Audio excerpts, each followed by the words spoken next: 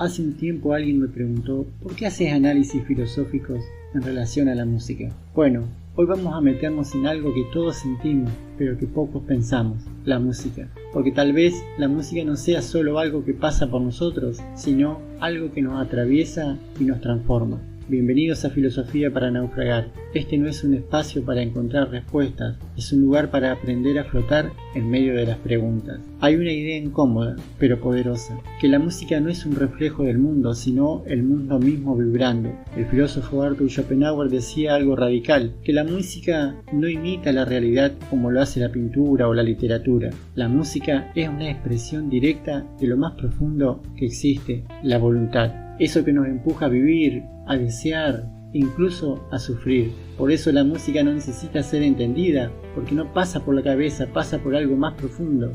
Mucho antes, los pitagóricos hablaban de la armonía en las esferas, la idea de que el universo entero estaba ordenado como una sinfonía invisible, como si todo, absolutamente todo, estuviera vibrando en una frecuencia que no siempre podemos escuchar, pero sí podemos sentir. Ahora, si la música es tan profunda, entonces no puede ser inocente. Platón ya lo sabía. En la República planteaba algo que suena hoy muy exagerado, que había que controlar la música, porque ciertos ritmos podían formar ciudadanos virtuosos y otros podían desordenar el alma humana. Mucho tiempo después, Nietzsche lo llevó a otro nivel. Dijo que en la música habitan dos fuerzas, lo apolíneo, el orden, la forma, la belleza, y lo dionisiaco, el caos, el exceso, la pérdida de control. Y la vida, en el fondo, es la tensión entre esas dos fuerzas. Por eso una vida sin música no es una vida incompleta, es una vida que nunca entró en conflicto consigo mismo.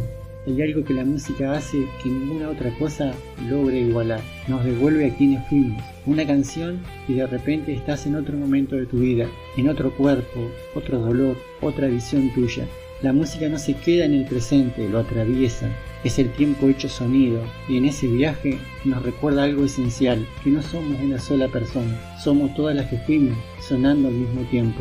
Y si hay algún lugar donde todo esto se vuelve carne, es en el rock nacional, porque el rock argentino no es solo música, es pensamiento, es resistencia, es identidad. En tiempos donde todo se rompe, el rock fue un refugio. Durante dictaduras, crisis, silencios, las canciones dijeron lo que no se podía decir. Los recitales se transformaron en una especie de polis moderna, un lugar donde el individuo dejaba de estar solo, donde el yo se convertía en nosotros. Y acá vuelve Nietzsche, porque el rock nacional también tiene sus dos almas. Por un lado lo apolíneo, la búsqueda estética, la poesía, lo sutil, y ahí podemos decir que hay figuras como Luis Alberto Spinetta, Gustavo Cerati. Por otro lado, lo dionisiaco, el desborde, la catarsis, el caos. Allí entraría Charly García, Patricio Rey y sus redonditos de ricota. Dos formas de habitar la música, pero la misma necesidad de fondo, sentir algo real. Tal vez por eso el rock nacional terminó ocupando un lugar extraño, un lugar que antes era de la religión o de las ideologías, porque cuando todo pierde sentido necesitamos algo que nos reúna, y ahí aparece el ritual, el pogo, el cuerpo colectivo, lo que Durkheim llama efervescencia colectiva, ese momento donde el individuo desaparece y se vuelve parte de algo mucho más grande, no para perderse, sino para encontrarse en otros.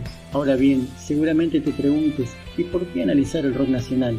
Porque analizar el rock nacional no es diseccionar un cuerpo muerto.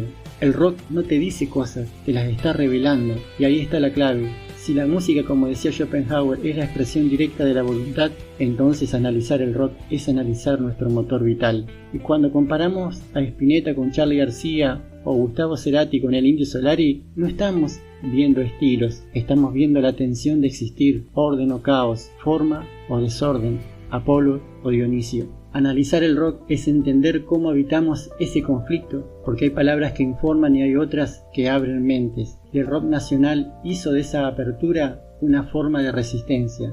Heidegger decía que la poesía es la casa del ser, y en tiempos donde la verdad no podía decirse, la música se volvió refugio. Cuando no se podía hablar, aparece la metáfora. Alicia no era Alicia, los ciegos no eran ciegos, eran formas de sobrevivir. Ahí la poesía no protege el cuerpo, protege el sentido. Y acá aparece algo clave. María Zambrano hablaba de la razón poética, una forma de pensar que no hace una división entre sentir y entender. El rock es eso, una verdad que no se demuestra, pero que se siente. Analizar el rock también es entender algo mucho más, cómo dejamos de estar solos. Gadamer hablaba de la fusión del horizonte, cuando tu mundo y el del otro se encuentran. Durkheim hablaba de la efervescencia colectiva, el pogo, el recital, ese momento donde el individuo se disuelve y aparece algo más grande. Analizar el rock es estudiar esos puentes que nos salvan de la soledad, y finalmente analizamos el rock porque nos devuelve a quienes fuimos.